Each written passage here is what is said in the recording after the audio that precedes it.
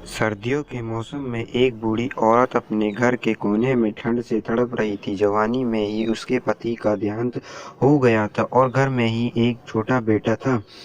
उस बेटे के उज्जवल भविष्य के लिए उस माँ ने लोगों के घर घर जाकर काम किया।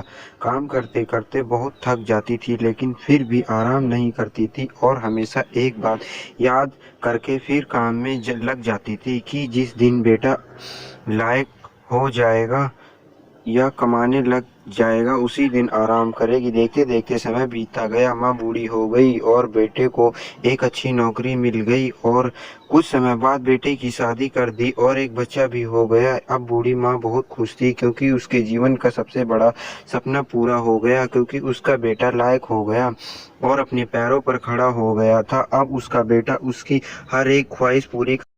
ये क्या, बेटे और बहू के पास बड़ी माँ से बात करने का वक्त नहीं है। बस इतना फर्क पड़ता था माँ के जीवन में।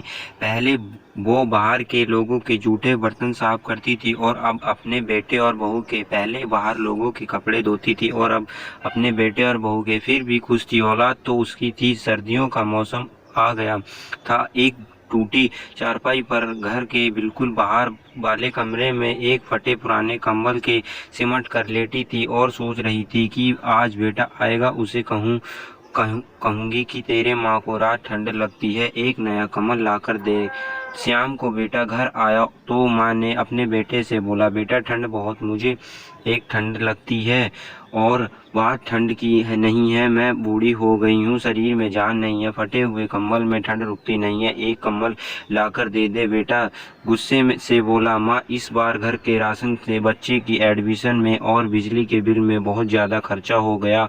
कुछ पैसे हैं जो कि बच्चे का स्वेटर लाना है, तेरी बहू का शॉल लेके आना है। तुम तो माँ घर में ही रहोगी, तुम तो सहन कर सकती हो, हमें बाहर जाना होता है कमाने के लिए। बस माँ 2 महीने की सर्दी निकाल लो, अगली सर्दी मैं नया कंबल ला कर दूंगा। माँ अपने बेटी की बात सुनकर चुपचाप जाकर उस फटे कंबल में सिमट कर सो गई।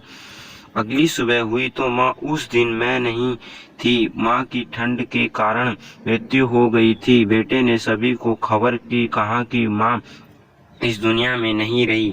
सब रिश्तेदार, दोस्त, पड़ोसी सब इकट्ठे हो गए। बेटे ने अपनी माँ की अंतिम यात्रा में कोई कमी नहीं छोड़ी। माँ की बहुत अच्छी अर्थी सजाई गई है, बहुत महंगा सोयल माँ को उड़ाया गया था। सारी दुनिया अंतिम संस्कार को देखकर कह रही थी कि हमें भी जन्म में ऐसा ही बेटा देना, मगर उस लोगों को क्या पता था कि मरने से पहले एक माँ ठंड को तड़प रही थी, सिर्फ एक कंबल के लिए।